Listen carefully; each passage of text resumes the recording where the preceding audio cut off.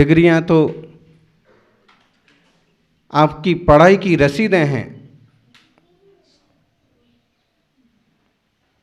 डिग्रियां तो आपकी पढ़ाई की रसीदें हैं। चारित्र की पहचान, शिक्षा की पहचान तो आपकी किरदार से हुआ करती है, चारित्र से हुआ करती है। आचार्य कुंद स्वामी ने कोई डिग्री प्राप्त नहीं की। आचार्य समंतभद्र ने भी कोई डिग्री प्राप्त नहीं की। अकलंक स्वामी ने भी कोई डिग्री पाई हो, ऐसे कोई खास उल्लेख नहीं मिलते हैं। आचार्य आदि सागर जी महाराज के आचार्य शांति सागर जी महाराज ने कोई डिग्री प्राप्त की हो, उसके भी उल्लेख नहीं मिलते हैं। लेकिन वो अपने चारित्र से बोले और आज दुनिया उनकी शिक्षाओं को स्वीकार करती है, मानती है, पढ़ती है। आज आचार्य श्री शांति सागर जी महाराज की पुण्यतिथि है। आज भाद्रपद शुक्ला दूज है। 1955 सन आज के दिन कुंथलगिरी में उन्होंने 36 उपवास के बाद उत्तम समाधि मरण किया था। स्कूल में जाकर के उन्होंने बहुत बड़ी किताबें नहीं पढ़ी, बहुत बड़ी परीक्षाएं नहीं दी और ना कोई पढ़ाई के कोई बड़े कीर्तिमान स्थापित किए, लेकिन उन्होंने वो जीवन जिया कि आज उनके जीवन को पढ़ करके लोग सीखते हैं और उन जैसा बनने की कोशिश करते हैं। उस जमाने में, जिस जमाने में साधुओं के दर्शन दुर्लभ थे, उस जमाने में भी उन्होंने साधु सेवा और खुद साधु बन करके कड़क साधना के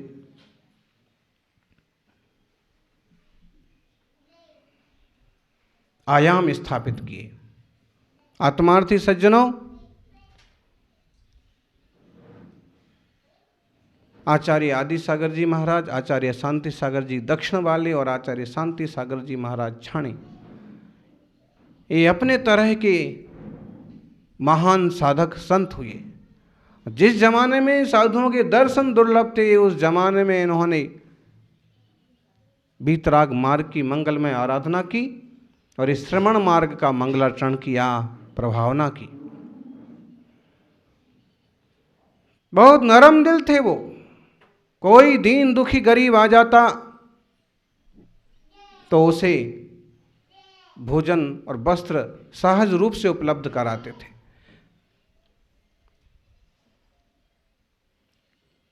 वो कोई बहुत बड़े डॉक्टर कलेक्टर नहीं थे। जमींदार परिवार में पैदा जरूर हुए थे, लेकिन जमींदारी का कोई अहंकार उन्हें नहीं था।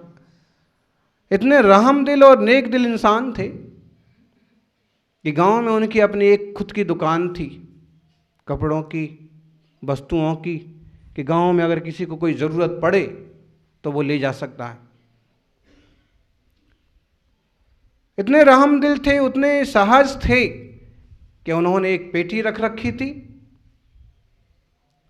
और लगभग ऐसा प्रसिद्ध कर रखा था कि जिसको जो कुछ चाहिए वो आए, अपने हिसाब से वस्तु ले जाए और उसकी एवज की कीमत इस पेटी में डाल जाए। मतलब लोगों पर उनका कितना विश्वास था, भरोसा था, अथवा यूं कहिए कि कितना बड़ा दिल था कि अगर ज़रूरतमंद के पास रुपया पैसा नहीं है और वो ऐसे भी लेके गया तो कोई फिक्र की बात नहीं है। वो उनका व्यापार व्यापार के लिए नहीं था, गांव वालों की व्यवस्था के लिए था।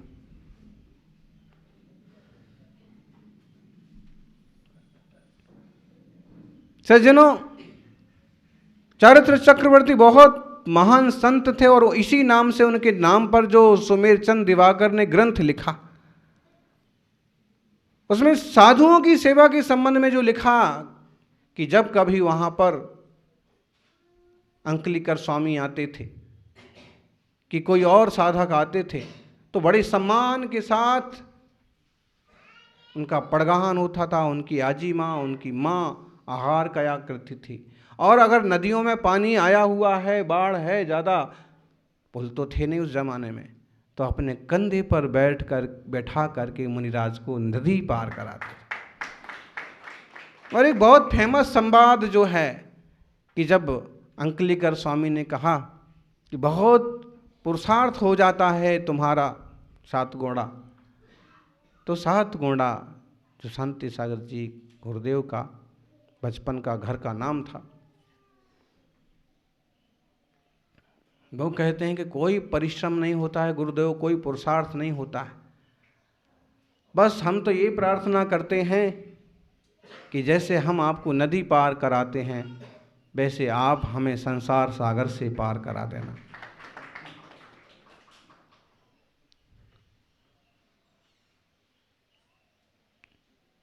जीवन में ऊंचाइयों के सोपान छूने वाले वो अद्भुत साधक हुए, और जो व्यक्ति जितना विनम्र होता है वो उतना महान बनता है।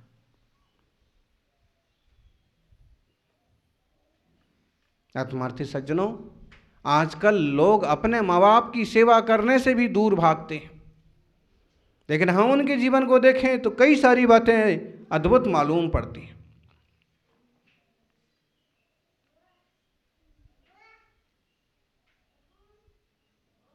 क्योंकि काफ़ी प्रज्ञावान थे वो, और अंकलिकर स्वामी का भी सानिध्य उन्हें मिलता था, और उस समय के इक्के दुक्के जो साधक मुनिराज थे उनका भी संयोग मिलता था। एक सिद्ध सागर जी भी थे, एक अनंत कीर्ति भी थे, इस टाइप के।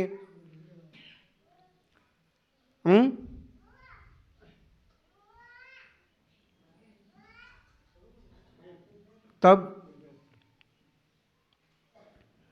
उनके भाव बन गए, मुझे भी वीतरागता के पथ पर चलना है, साधु बनना है, संत बनना है, तपस्वी बनना है। पिता ने कहा कि भाई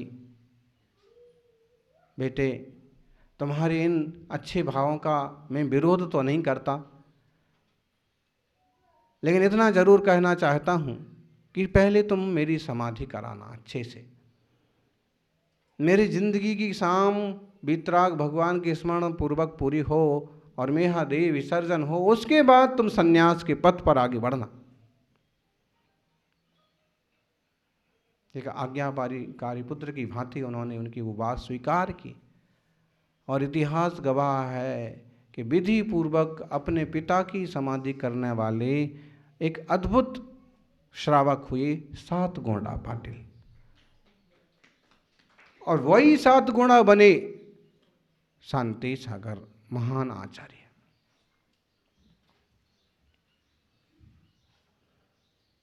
लोग अपने माँ बाप की सेवा से भी कतराते हैं। उनके जीवन का ये प्रसंग कितना शिक्षाप्रद है। गृहस्थ अवस्था में उन्होंने माता पिता की आज्ञा पूर्वक सम्मेद शिखर की यात्रा की, और सम्मेद शिखर जी की यात्रा करने का भाव हर एक इंसान को होता है। जो भी जैनी है अथवा जिसने भी सम्मेद शिखर की महिमा जानी है, वो चाहता है कि मैं एक बार शिखर जी की वंदना जरूर करूं। और एक बार बंदे जो कोई गृहस्थ अवस्था में उस जमाने में पता नहीं कितना पैदल चलना पड़ा होगा, और कहीं गाड़ी मिली होगी, कहीं बैलगाड़ी मिली होगी, और तब जाके उनने वो यात्रा की। और उस यात्रा के दरमियान हुआ क्या कि जब वह पहाड़ चढ़ रहे हैं तभी देखा कि एक बूढ़ी माँ धीरे धीरे धीरे धीरे धीरे धीरे पहाड़ चढ़े जा रही, और वो देख रहे हैं कि 2500 लोग उसको क्रॉस करके आगे निकलते जा रहे हैं, और इतनी धीमी चाल है, उतना जीर्ण शरीर है कि 2-4 दिन में भी यात्रा पूरी होगी इसकी भी कोई गारंटी नहीं लगती। उनकी नज़र उन पर पड़ी, वो धीमे धीमे चलते रहे, 5-25 कदम चले, और देखा कि अगर इनके साथ ऐसे ही चलेंगे तो अपने को भी 2-4 दिन लग जाएंगे। उन्होंने आग्रह किया कि माता जी, यदि आपको एतराज़ ना हो, यदि आपको दिक्कत ना हो तो मैं आपकी यात्रा करा देता हूँ। उस माँ ने कहा, बेटा मेरे पास डोली के लिए पैसे नहीं हैं, मैं डोली वाला नहीं हूँ,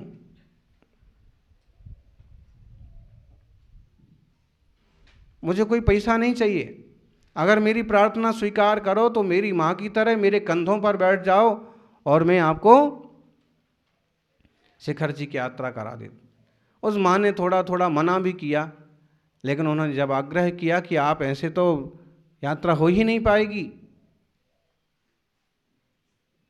तो उनने स्वीकार कर लिया कि अच्छा ठीक है, 1-2 टोंक की वंदना करा दे, पारसनाथ की, चंदा प्रभु की वंदना करा दे।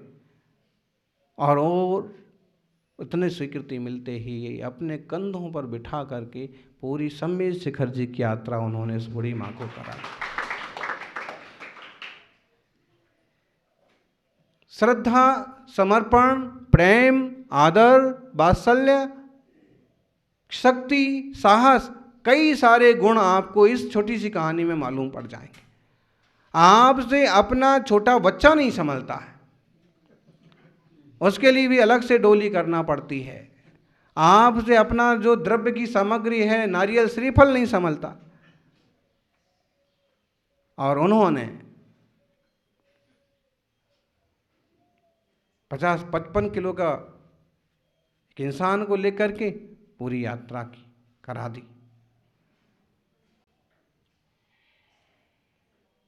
और ऐसा मजबूत शरीर था, मजबूत मन था, श्रद्धा थी, प्रेम था, सबके हित की कामना थी, इसलिए वो ऐसे महान आचार्य बने।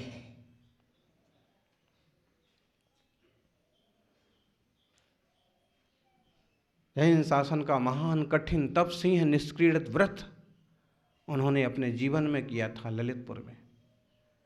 तपस्वी सम्राट गुरुदेव ने किया था दाहोद में, और अभी पुरुषार्थ कर रहे हैं प्रसन्न सागर जी। बिरले लोग हैं जो इस टाइप के महाव्रतों को करते हैं, कर पाते हैं, निर्दोष रूप से पार पाड़ पाते हैं। नहीं तो कभी समाधि हो जाती है, बीच में लौट आना पड़ता है, अथवा लेकिन उन्होंने उस कठिन व्रत की साधना को पूरा किया। कभी नेमिनाथ भगवान की जीव ने पिछली पर्याय में जो व्रत किया था तीर्थंकरों ने, वो उतना कठिन व्रत उन्होंने इस मानव देव को सार्थक किया। अजब गजब थी उनकी अरहंत प्रभु की, वीतरागी प्रभु के प्रति श्रद्धा। सुल्लक दीक्षा उन्होंने देवप्पा स्वामी देवेंद्र कीर्ति जी से ली। मुनि दीक्षा के संबंध में भी देवेंद्र कीर्ति जी का नाम आता है, कहीं पर सिद्ध सागर जी का भी नाम आता है, कहीं पर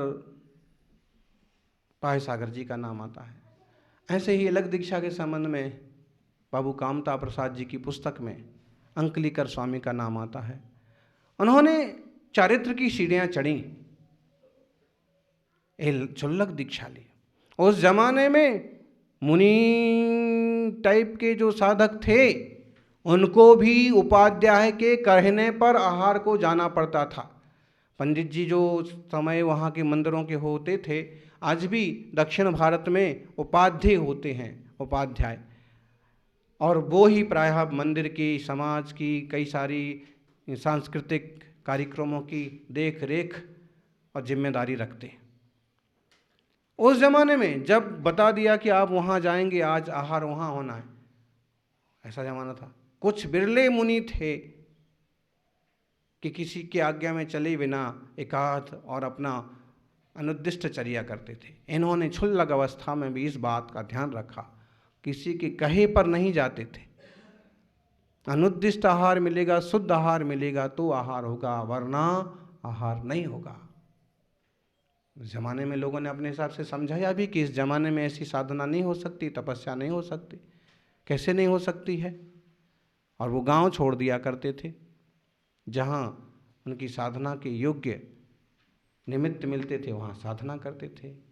इलक बने, मुनि बने, सम्मेद शिखर की व्रत यात्रा की। ऐसे योग संयोग भी मिल गए। उस जमाने में जो उनके पास संघ था, 7 पीछी का, 10 पीछी का, 25-50 श्रावकों का, वो संघ भी उस जमाने के हिसाब से बहुत बड़ा था। और उस संघ की यात्रा घासी लाल पूनम चंद जी प्रतापगढ़ वालों ने करवाई। पंडित नंदलाल जी शास्त्री साथ में शामिल थे। ऐसे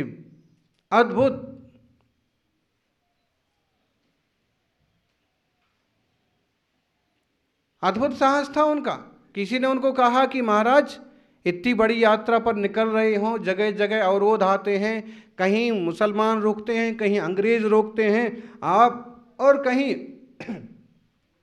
किसी तरह के खोटे तंत्र मंत्र के झंझट भी हो सकते हैं। आप किसी देवी देवता को सिद्ध क्यों कर नहीं लेते? किसी देवता को सिद्ध कर लो, कोई मंत्र सिद्ध कर लो तो सहूलियत हो जाएगी। तो उन्होंने कहा कि सच्ची साधना करने वालों को कोई सिद्धि करने की जरूरत नहीं पड़ती है, साधना करने का वालों को सिद्धियां उपलब्ध हो जाती हैं। ऐसा धैर्य, ऐसा साहस। अनेक व्यवधान भी आए, रुकावटें भी आईं, लेकिन बढ़ते गए। इसलिए उत्तर से दक्षिण तक और पश्चिम से पूरब तक आज आचार्य श्री शांति सागर जी नाम गौरव से लिया जाता है। आज उनका मंगलमय समाधि दिवस है।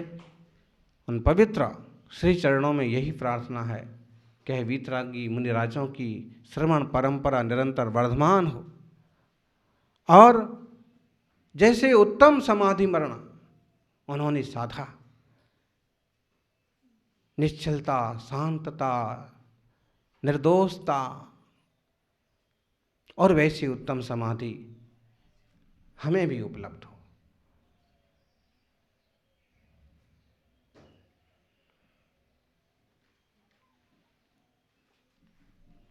आत्मार्थी सज्जनों,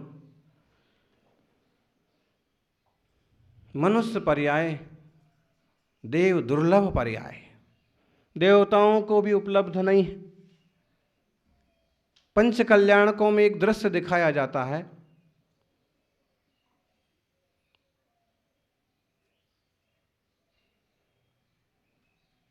जब पालकी कौन उठाएगा, देव कहते हैं हम उठाएंगे, मनुष्य कहते हैं हम उठाएंगे, और देवताओं के अपने तर्क होते हैं कि हमने 5 कल्याणक मनाए हैं, सारे कल्याणकों में हमारा ही योगदान ज़्यादा है पालकी उठाने के लिए। तो इस ढंग का प्रसंग दिखाया जाता है, और अंत में ये निर्णय दिया जाता है कि भाई जो संयम ले सकते हैं वही संयम के मार्ग पर जाने वाले प्रभु की पालकी उठा सकते हैं।